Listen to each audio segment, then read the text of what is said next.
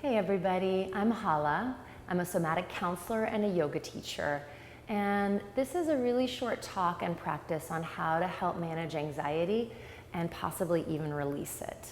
And so there's a few things I want to share with you about anxiety, which millions and millions of people unfortunately experience. Anxiety is kind of like an eager puppy. The more you want to get away from it, the more it chases you down. I wish it were as cute as an eager puppy, but it's not.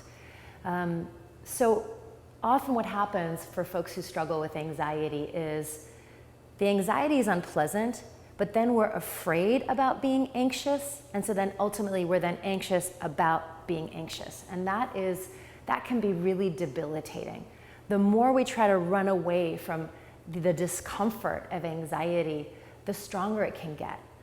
So I'm going to give you a few steps to maybe try to break that pattern a little bit so that we can train the body to pull out of anxious patterns.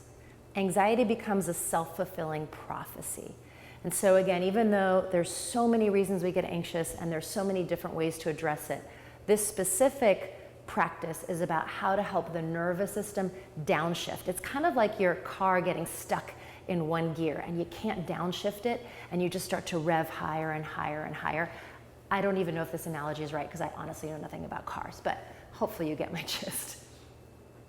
So if you're watching this now, you might be feeling anxious right now. So first thing we want to do when we're anxious is find a resource. It's kind of like if you're in a tumultuous ocean, the resource is your life raft. It's something to hold onto so you can get the lay of the land to figure out how to get out of this situation, okay?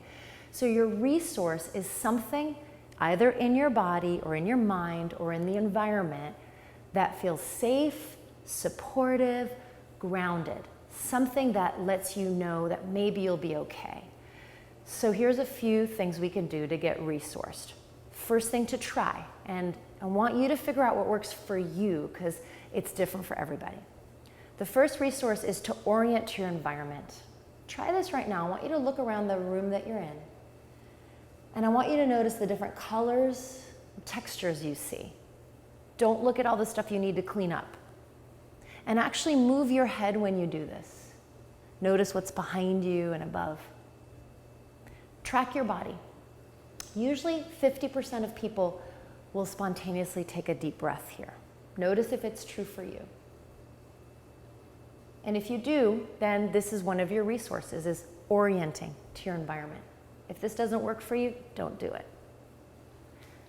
Our second thing is about getting grounded. So if you're sitting, I want you to feel the parts of your body touching the floor. If you're standing, same thing. You can do this standing, feeling your feet on the floor. If you're in a chair, feel your feet on the floor. Feel your back against the chair. Look for anything in your body that feels solid. And again, notice, can you find something solid? You might not be able to, that's okay. If you find something solid, does anything settle, even if it's just a little bit? What we're looking for is tiny shifts. Because remember, when you're anxious, you're hypervigilant to cues of anxiety. So we want to bring our brain to other cues. So maybe I can feel anxious and grounded at the same time. Notice if that's true for you. Now another one is breath. Now for some of us, when we're anxious, trying to breathe deeply only makes it worse. So don't force this. And for some of you, it will help. So if it helps, you can even put your hands on your body or on your ribs and try this. Try to deepen your breath a little bit. If it raises your anxiety, don't listen to me. Work on grounding and orienting. But if you notice that focusing on your breath makes things a little better, now again, they're not going to take it away right away. If you notice that makes things a little better, go ahead and try it.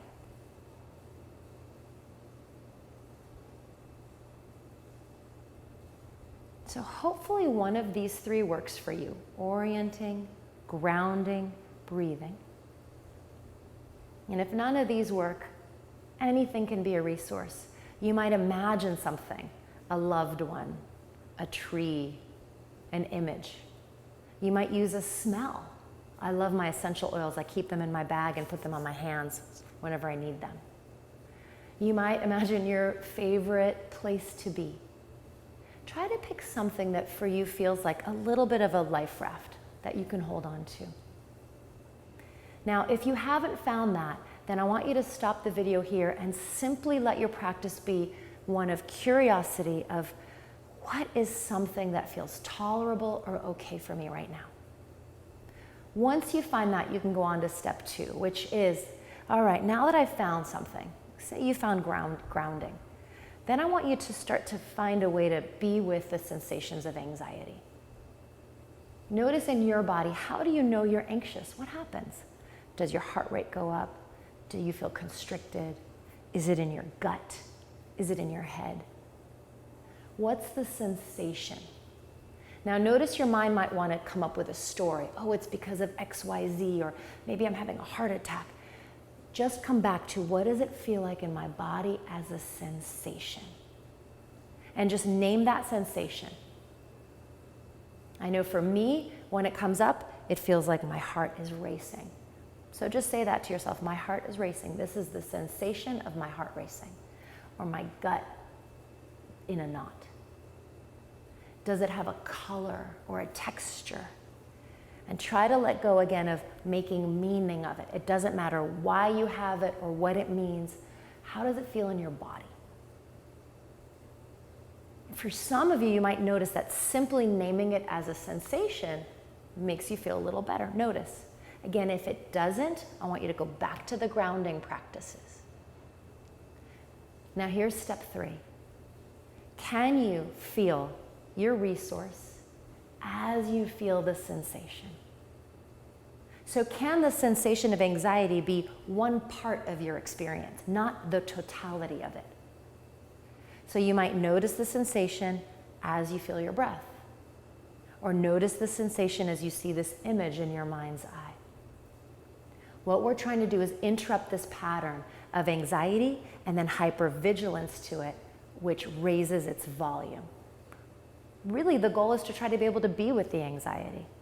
But again, just like if you were in a tumultuous ocean and I was telling you to try to be with the waves, that's impossible unless you have something to hold on to.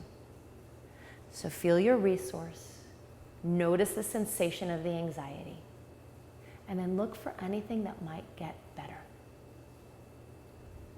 Another final thing that I like to do with folks is to feel yourself, to notice your sensations, and then also imagine yourself in the room that you're in, and then in the city that you're in, and then in the country that you're in, so that you feel yourself embedded in this larger ecosystem. You might even imagine the earth holding you, this deep, deep, rich earth holding you in your experience. So you don't have to hold it all by yourself. You might imagine something bigger than you, whatever your beliefs are, God, Spirit, Mother Nature, holding you. The main point is that we can't run away from what we feel. We want to find practices that allow us to be with what we're feeling, even if what we're feeling is uncomfortable, because we cannot transform that which we refuse to feel. So try to listen to your sensations. Imagine that they were wanting to be felt by you. And just like that puppy that just wants you to pet it and play with it, the more that we can get present with our discomfort, the more that it often will settle.